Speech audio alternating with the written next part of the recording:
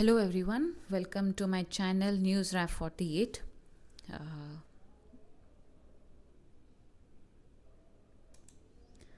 Hello everyone, welcome to my channel NewsRaf 48.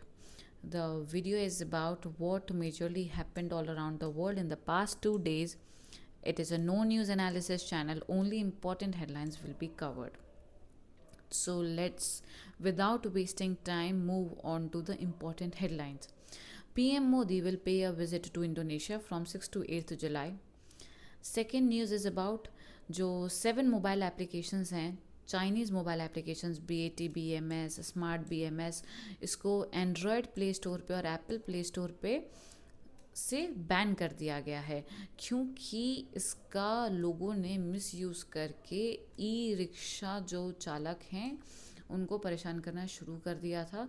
Basically ये जो app है ये ब्लूटूथ से फंक्शन करता है और ये लिथियम बैटरी से जो चलते हैं ई रिक्शाज उनको अपन कनेक्ट कर सकते हैं और एक बैटरी के बारे में, उसका वोल्टेज, टेम्परेचर और ओवरऑल हेल्थ के बारे में हम जान सकते हैं. ये हेल्पफुल ऐप था, पर इसका लोगों ने गलत इस्तेमाल करके ई रिक्शा वालों को परेशान करना चालू कर दिया था, जिसके वजह से सेंटर ने उसे बैन करने का निर्देश दिया है. अब सेकेंड न्यूज़ है कि इंडिया ने नोटिस इशू किया है टेलीग्राम को और 15 दिन में बोला है कि आपने क्या एक्शन लिया है उसके बारे में आप हमको इन्फॉर्मेशन देंगे पॉइंट टू पॉइंट. अब ये जो नोटिस है ये किसके बारे में है कि जो भी हम जो नई फिल्म रिलीज़ होती है, जो वेब सीरीज़ रिलीज़ होती है, उसको एकदम वायरल कर दिया जाता है टेलीग्राम के थ्रू और इसके अगेंस्ट गवर्नमेंट कोई एक्शन भी नहीं ले सकती और क्योंकि गवर्नमेंट को ट्रैक भी नहीं कर सकती. तो to protect India's creators economy, film industry, utility platforms and distributors, India ने ये इशू नोटिस किया है टू टेलीग्राम. अब next news is OpenAI is in early talks to give US government a 5% equity stake in the company. जो ये companies हैं which are working in the field of artificial intelligence, अब उनको कहीं ना कहीं गवर्नमेंट के साथ मिलके फंक्शन करना एक बेहतर तरीका समझ में आता है, जिसकी वजह से उनके ऊपर कोई रिस्ट्रिक्शंस नहीं हो, वो अपने तरीके से जो भी अपने फंक्शंस हैं उनको लीड कर सकें और कोई भी गवर्नमेंट उनको नेशनल सिक्योरिटी ग्राउंड्स पे फंक्शंस करने से मना ना कर दे, जिसकी वजह से ये लोग एक स्टेप मूव ले रहे हैं, स्मार्ट मूव ले रहे हैं कि 5% शेयर दे देते हैं गवर्नमेंट को.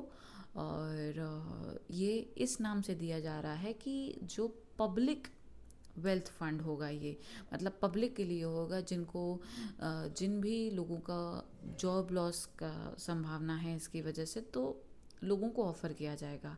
हालांकि एक स्मार्ट मूव है जिसमें कंपनीज जो हैं खुद को सेफ रखने के लिए, खुद के इजी फंक्शनिंग के लिए ये काम कर रहे हैं. हालांकि ये अभी डिस्कशंस में है and there is know something like official agreement between the US government and OpenAI, और ये सब पॉसिबल तभी हो सकता है जब वहाँ की कांग्रेस अप्रूव करे. अब next news is Donald Trump हैं, कुछ ना कुछ कमेंट करते रहते हैं, तो इस बार उन्होंने कमेंट किया है कि it is ridiculous for the United States to maintain its current level support to NATO. जो अमेरिका का है सबसे मेजर सपोर्ट है for the defence expenditure around $999 billion. और क्योंकि जो यूरोपियन कंट्रीज़ हैं जो कि नाटो मेंबर्स हैं वो सपोर्ट भी शो नहीं कर रहे ईरान वॉर में, और उनका जो कंट्रीब्यूशन है in defence expenditure it is not up to the mark, जो कि 5% ऑफ देयर GDP तय किया गया था. तो इसके लिए डोनाल्ड ट्रंप उनको क्रिटिसाइज़ कर रहे हैं openly. Next news is Peru's government declared a state of emergency in 796 districts, about 40% of the country's total, citing imminent danger from heavy rains associated with El Nino weather phenomenon. El Nino की वजह से जो हमें Indian monsoon में problem देखने को मिल रही है कि हमारे अराउंड 40% लेस रेनफॉल होगा, वहीं जो वार्म वाटर होता है वो पेरू के पेरू के वेस्टर्न कोस्ट पे कलेक्ट हो जाता है, और जिसकी वजह से वहाँ पे हेवी रेनफॉल देखने को मिलती है और फ्लड लाइक कंडीशंस इमर्ज हो जाती हैं बिकॉज ऑफ। तो ये स्थिति को देखते हुए वहाँ के गवर्नमेंट ने स्टेट ऑफ इमरजेंसी डिक्लेयर किया है। अब नेक्स्ट इम्पॉर्टेंट न्यूज़ इज़ जो खमीनी थे, सॉरी, ईरान के one of the supreme leaders, उनका जो फ्यूनरल है उसके काफ़ी उसका प्रोसेशंस चल रहा है। It is I think up till 9th of July, और उसमें इंडिया ने अपने 2 इम्पॉर्टेंट डेलीगेशंस भेजे हैं, इम्पॉर्टेंट डेलीगेशंस भेजे हैं which will be representing India. Bihar के गवर्नर और minister of state for external affairs, और the delegation's high level presence in Tehran reflects the strong civilizational and people to people ties between the two nations, and also एक sympathetic nature होता है towards countries suffering, the suffering of the local people।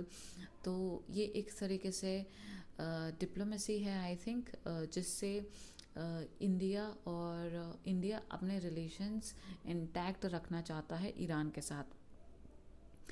Next news is 6.2 magnitude quake struck of eastern Indonesia, and the US Geological Survey said with no immediate reports of casualties or damage were reported. Next news is Bahrain's foreign minister flew to New York on Thursday to demand action from the UN Security Council after what he described as a renewed and treacherous Iranian attack on his country this week. ये Bahrain ने इसलिए किया है क्योंकि civil populated areas, vital industry sites और उनके fire suppression lines पर Iran ने मल्टीपल बैलिस्टिक मिसाइल्स के साथ टारगेट किया है। तो Bahrain is raising concern against this action and asking for support, global support. And next news is Ebola virus के बारे में है। 1400 people have been diagnosed with BVD, nearly 210 people have recovered, and nearly 440 people have died of the disease in the Democratic Republic of Congo. While effective treatments have been developed for Ebola virus disease, none are currently approved for this BVD virus. Ebola virus जो disease है उसके थोड़े हमें variants देखने को मिलते हैं, जिसमें जो अभी करेंटली एक्टिव है वो BVD वायरस, उसका हमारे पास इफ़ेक्टिव ट्रीटमेंट नहीं। हालांकि ट्रायल्स चल रहे हैं और चेक किया जा रहा है कि मोनोक्लोनल एंटीबॉडी एंड रेमडेसिविर क्या ये इम्प्रूव कर सकता है जो लोगों की हेल्थ को, those who have been diagnosed with BVD. It will also evaluate whether combining the two antivirals provides additional benefits. So this was all for today. Thank you so much for your time, and yes, thank you.